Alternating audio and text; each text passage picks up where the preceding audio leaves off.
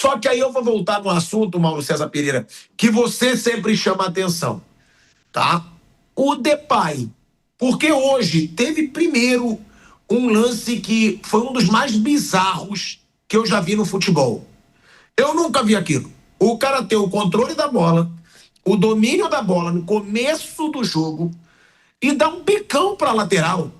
Ah, não, é estratégia para marcar pressão. Gente, se você tem a posse de bola, para que você, no começo do jogo, podendo esfriar, porque o time adversário, o seu rival, tá em casa, torcida única, ele dá um bicão para lateral. Ele deixou claro ali, ó, Corinthians hoje não quer jogo. Corinthians hoje quer deixar o Palmeiras com a bola e quer tentar achar um lance. Foi isso que ele deixou claro ali. Para mim foi muito bizarro. E uma atuação muito apagada do Depay, Mauro.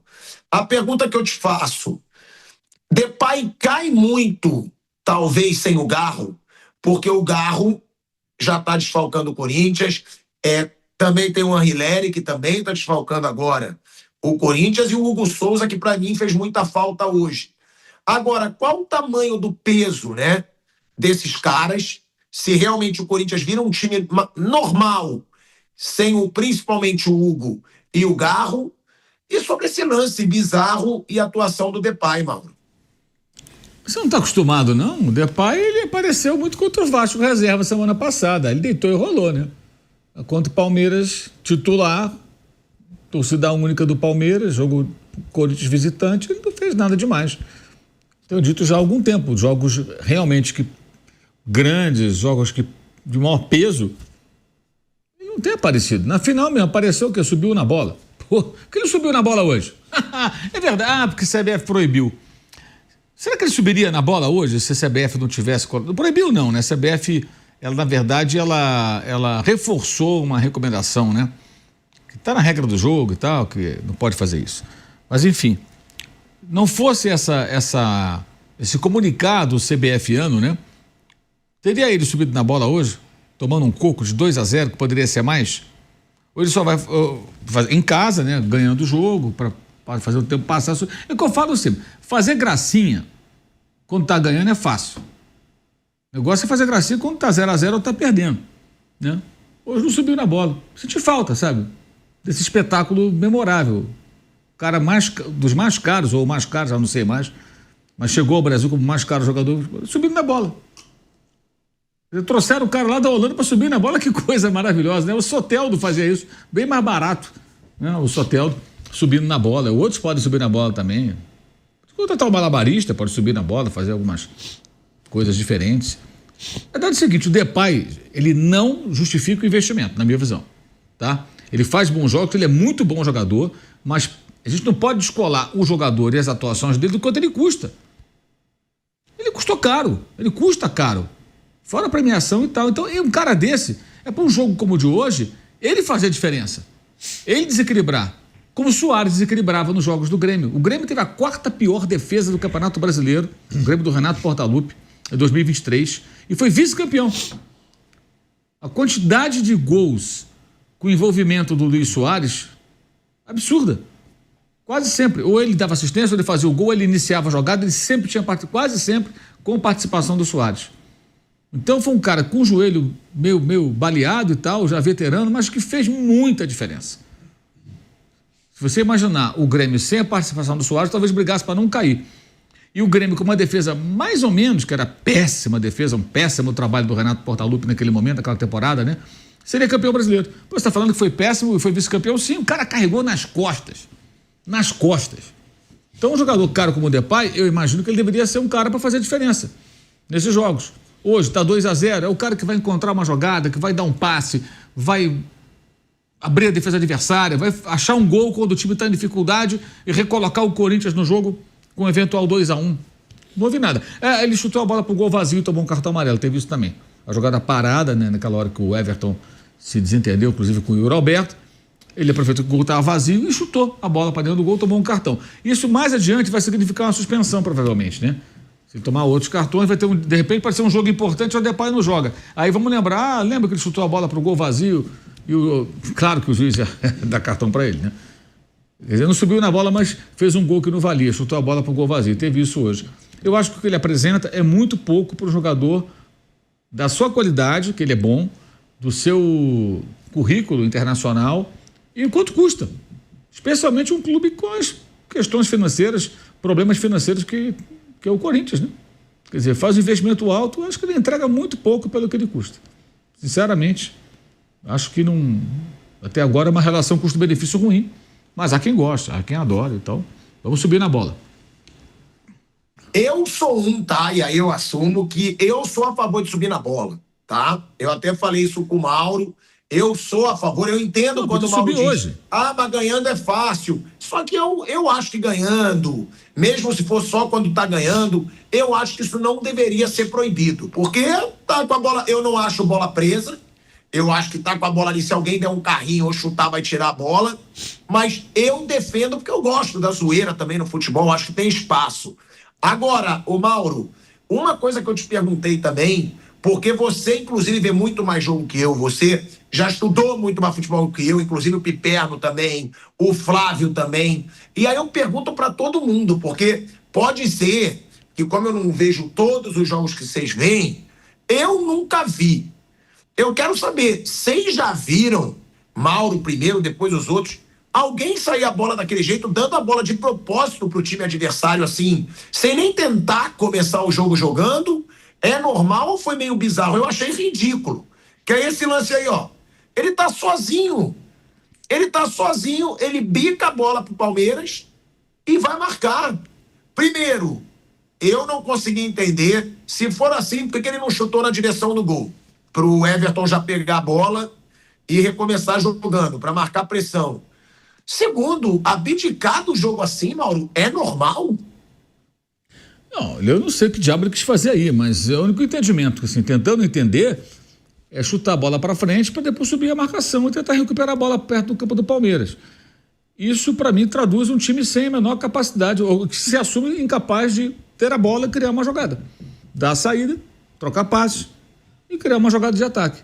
Então chuta lá para frente, que é uma coisa primitiva, depois tenta roubar a bola no campo. Uma coisa é você pressionar a saída de bola quando a bola já está na área adversária, no tiro de meta, o adversário está com ela ali no começando o jogo. A outra é você jogar a bola para o adversário para subir. Isso é muito comum aqui no Brasil. Alguns técnicos só jogavam assim, né? Os técnicos de nome, inclusive.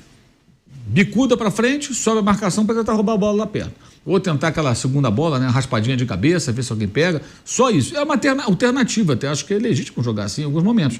Mas não apelando para isso, né? Como jogos em que um goleiro chuta para um lado, o goleiro devolve. Porque os dois tentando a mesma coisa. Eu acho que ele tentou isso, mas, sei lá, eu acho que uma pobreza, né? Você começar o jogo dessa maneira, pô. Sai jogando, faz uma jogada, começa o jogo, trabalha a bola. Mas e não deu em nada ali, né? Então, é mais um retrato aí de um time. O conteúdo do trabalho dos dias, né? Pai e filho, eu acho muito fraco. Muito fraco pelo elenco que tem o Corinthians. Voltando para a Rádio Jovem Pan, em 2 segundinhos, de volta, hein?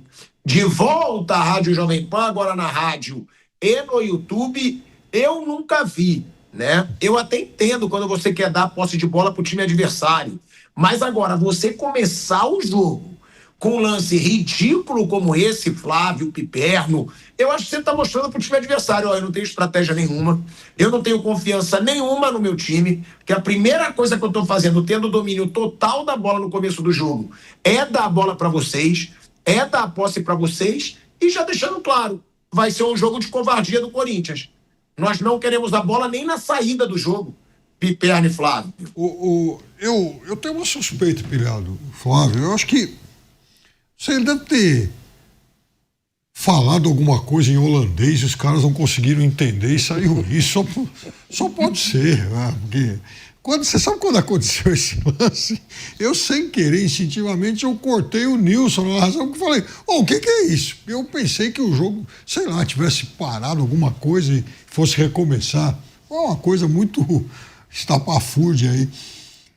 Não sei, como a bola é recuada para ele, enfim, o Yuri Alberto toca a bola para ele e ele dá esse chutão para frente, eu não sei se eles imaginavam que o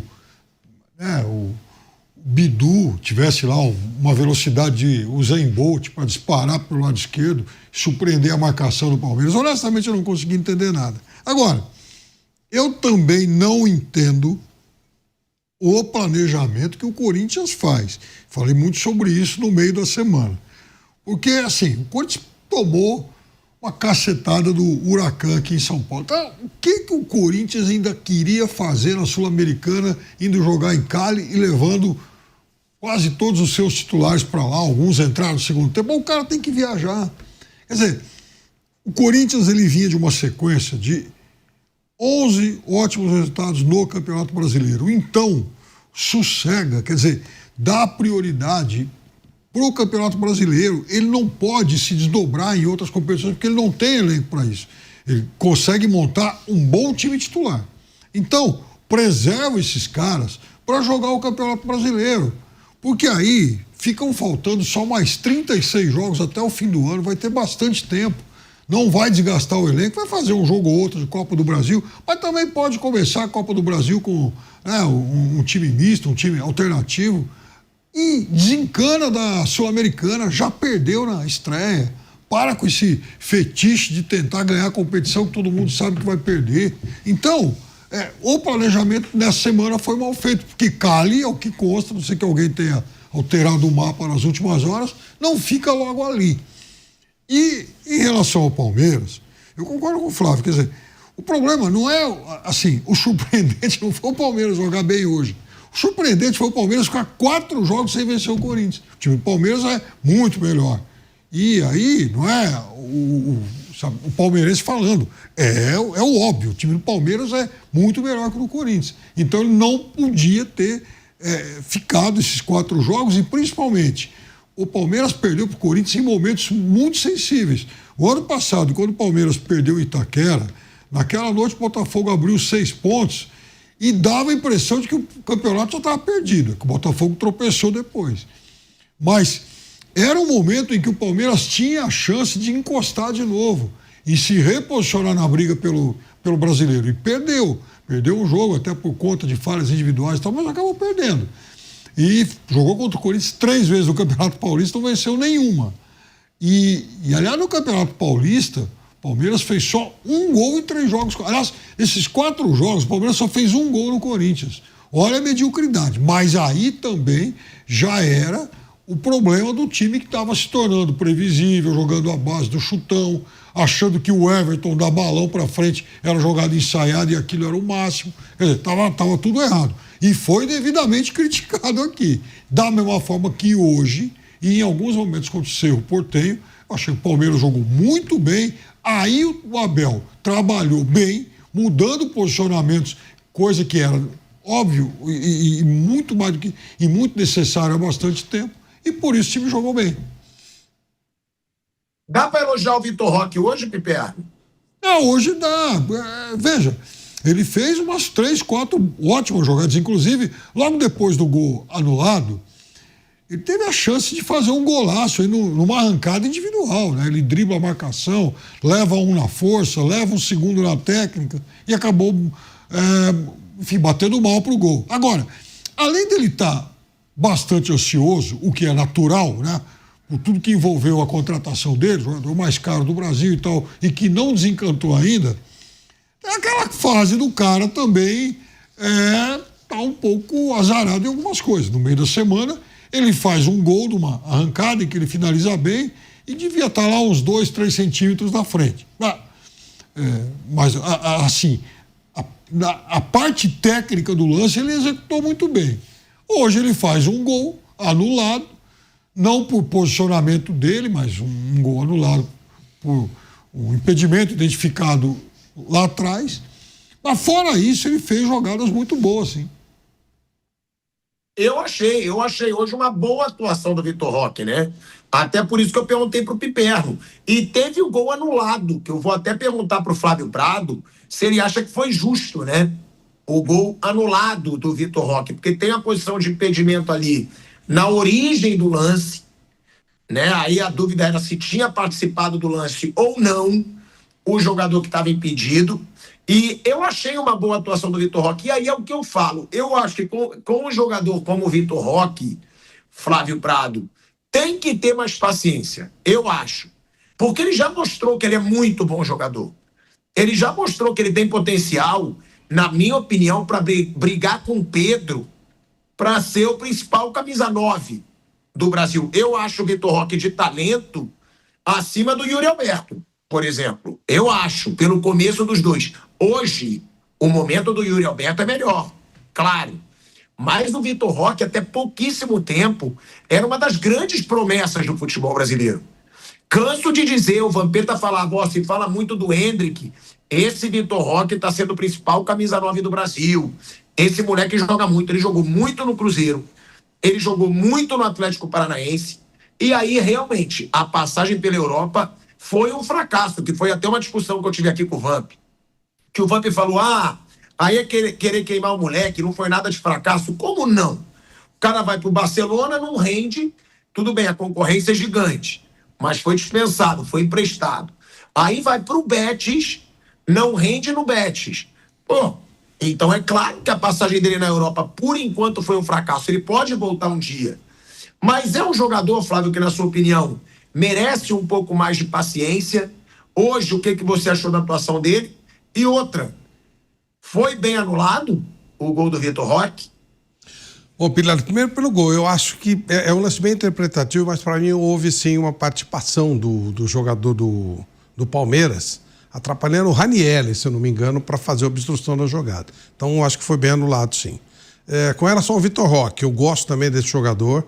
Acho que ele ainda continua tentando cavar muita falta, não precisa isso. Ele é um jogador que em pé, ele é rápido, ele é veloz, ele pode incomodar mais, então ele está muito preocupado em cavar faltinha, essas coisas, mas não vejo necessidade. A boa notícia é que o Paulinho apareceu, né? O Paulinho jogou, e quando o Paulinho entrou, ele entrou fazendo dupla com o Flaco Lopes. Entraram os dois caras lá dentro. De repente, uma dupla Paulinho e Vitor Roque pode ser o segredo para o Vitor Roque explodir. E o gol tá saindo, tá sendo anulado, então daqui a pouco começa a sair dos gols e o atacante ele precisa muito, muito de confiança. Quando ele não está confiante, a coisa fica mais complicada. Acho que o Vitor Roque precisa jogar um pouco mais dentro da área, mais próximo do gol e com uma companhia. E, de repente, a presença do Paulinho, que eu achei que começou legal, o Paulinho pode ser o cara para fazer 1-2 com ele, e aí, ele mais perto do gol, o gol para ele tem o tamanho de uma esquina, não tem o tamanho de caixa de fósforo, não. Acho que ele pode render muito pro Palmeiras, mas ainda está faltando algo a mais, está faltando ganhar confiança, né? Ele veio da Europa, depois nos dois times ele não funcionou, e aí chega aqui no Brasil, tá faltando confiança, e só gol vai dar confiança para ele. O centroavante depende do gol. Assim que ele começar a marcar, eu acho que vai ter uma sequência boa, sim.